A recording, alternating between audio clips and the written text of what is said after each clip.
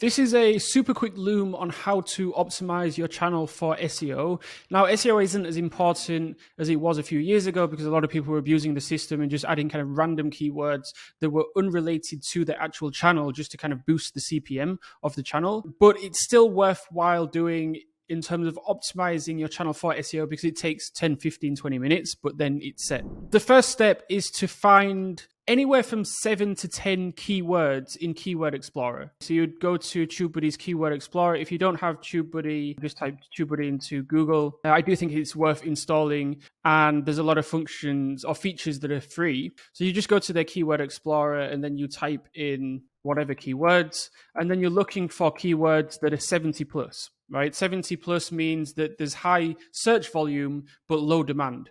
So for example, productivity has a high search volume, but the competition is very strong, meaning that it will be difficult to target that particular keyword. So two examples here, personal finance is poor, 19 out of 100. However, grow a six pack is excellent, 88 out of 100, I'd imagine, because the barrier to entry of making a video on growing a six pack is probably a lot higher than personal finance. So I've ranked my own channel on speed learning. So if you type speed learning into Google search, you got Wikipedia first, then my videos pop up.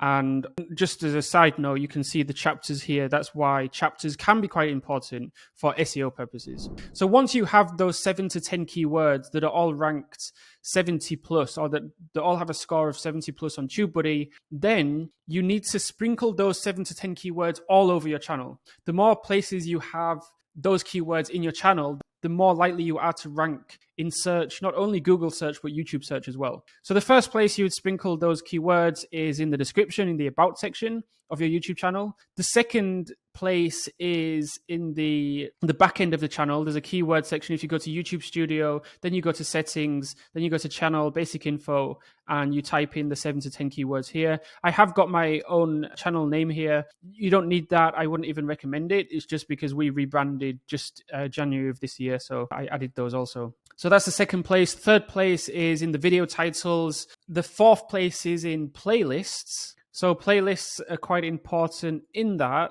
If I go to my channel, I go to playlists. So most people don't use playlists to the full extent. So if I go view full playlists, and then there's a description here, and it's quite important that your keywords, your 7 to 10 keywords, are also sprinkled in the description of the playlist as well. Now, you don't need to use all 7 to 10 everywhere, but having a good 4 or 5 naturally in these descriptions is quite important. I don't mean like just ramming them in just to have them in there. Like the about section, the first and foremost priority should be that it kind of tells the viewer what your channel is about. But secondly, you should have some keywords in there. And like I say, if you can't fit all of the 7 to 10 keywords in there, it's not a problem at all. But try and get as many as you can. So that's the fourth place. The fifth place is the descriptions. The sixth place is the video keywords. So if you have your 7 to 10 keywords and you sprinkle them in those 6 areas and you keep doing that, then your channel will be optimized for SEO